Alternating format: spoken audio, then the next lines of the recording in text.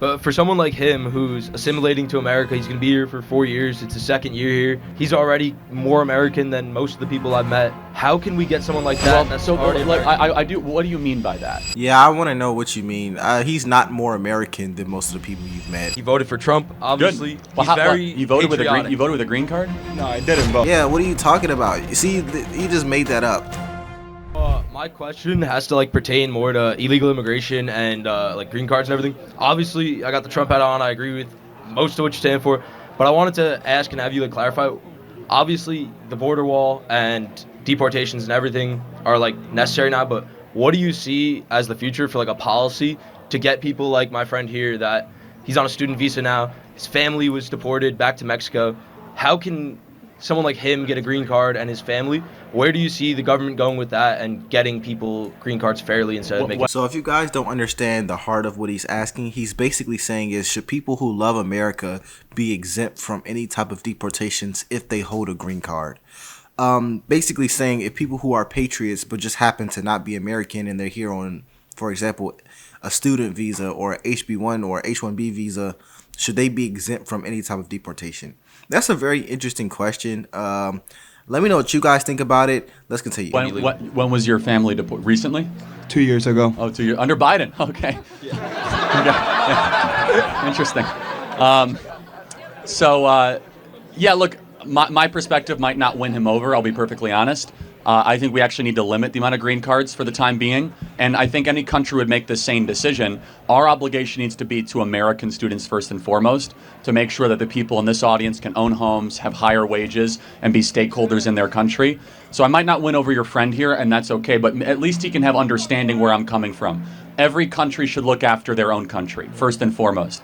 And the problem is the pattern over the last 40 years is we have been overly generous to a detriment to ourselves. And just for an example, people in this audience, it is harder than ever for you guys to own a home, to get married, to have kids, to be able to achieve the American dream that your parents had. I'm not saying that green card holders are an expense to that, but if and when, does Florida State have a computer engineering program? Maybe it doesn't, or something similar, right? It does. For example, let's just take the H1B program. I think it's wrong to import workers from foreign countries to compete against you guys as computer science engineering students, where you guys should be given priority as American students above foreign students. And so he's low-key spitting facts. If you guys don't know, I'm engineering. I have a master's degree in electronics engineering, and in a lot of especially STEM programs, there are a lot of people who are in America on visas. And I never looked at it from that perspective, but the reality is that if you are an American student getting these degrees, you literally are competing. And I'm not saying this because of personal biases. Mind you, I never even looked at it from that perspective. Charlie Kirk is introducing something new to me that I've never even considered. But yeah, you are definitely competing. So, I mean, America does have a free market. Should we allow this competition? Should we not allow it? That's the question. Right now, it's obviously allowed, but he is making a pretty good point. You do want students who are Americans to get the best opportunity at that type of life. And I think the biggest problem now is that the opportunity is slowly dwindling away, where college degrees and just college degrees are becoming less useful than they were. And then on top of that, you have competition from outside nations. So, it's an interesting debate topic. Oh, I might not win over your friend here. However, if we can then get back to a prosperous, more robust economic circumstance, we should always have a merit-based immigration policy. No illegal immigration, very limited legal immigration. That should be always merit-based. But for someone like him who's assimilating to America, he's going to be here for 4 years. It's his second year here. He's already more American than most of the people I've met. How can we get someone like that? I do. What do you mean by that? He's very involved. Yeah, I want to know what you mean. He's not more American than most of the people you've met. It doesn't matter about his involvement. If you're an American, you're an American.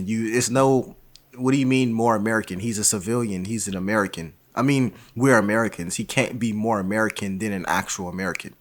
That doesn't make any sense. Maybe he's saying he's more involved in, I guess, politics. I don't know what he's trying to say here. However, he's not more American. Involved in American culture. He voted for Trump, obviously. Good. Well, he's very you voted patriotic. with a green card?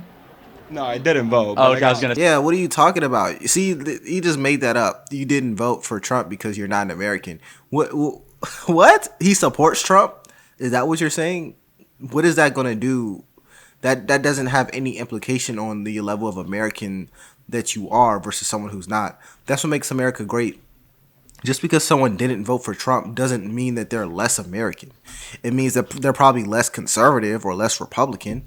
But America is a two-party system. There are people who are very American who didn't vote for Trump, and there are people who are very American who did vote for Trump. I say, yeah. He was gonna vote. He supported Trump, but yeah, got it. Supported Trump. Yeah, again, but he's very patriotic, and I know you saw the protesters over there. They don't like America. Why are they here and he's not?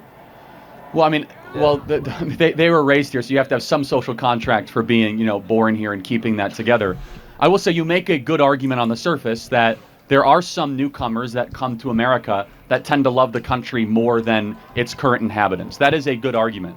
I will say, though, as a broad rule, we need to have a hard and fast stop and say that, number one, we have a mass assimilation problem. Number two, exceptions like your friend right here can and should and will be made through a merit-based immigration system. But for the And also, just because someone is protesting doesn't mean they're less American. You should know that because if you've read the Constitution, peaceful protest is a First Amendment constitutional right.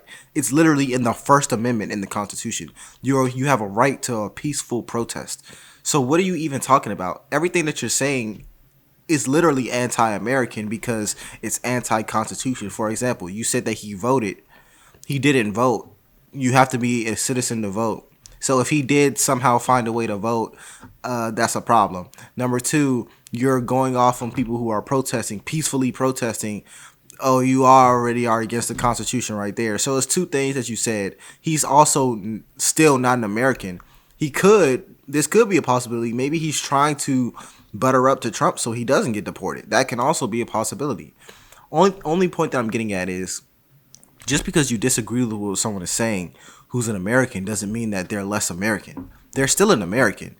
Just because they're not the same type of American that you are doesn't mean that they're any American. Just because they fit the perfect mold on what a green card holder should look like in your eyes doesn't mean that they deserve citizenship.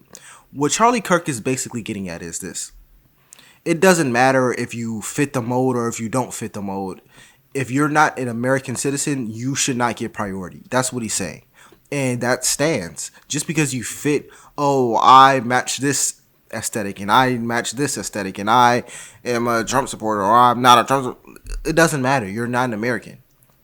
And Americans should get the priority. Point blank, period. It shouldn't be, you're a Trump supporting American, so you should get it. No, Americans should get the priority.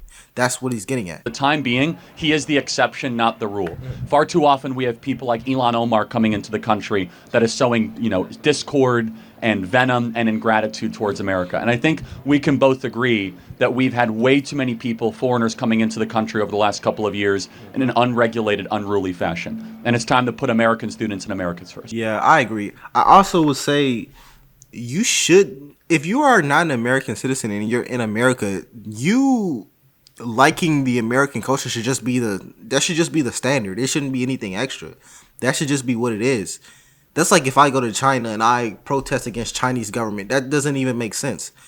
If you're an American, if you're in America, you should automatically, support the country. I'm not going to lie. You should automatically support the country. But I'll leave that there. Let me know what you guys think in the comments below. My name is Jojo, and I'll see you in the next one. Peace.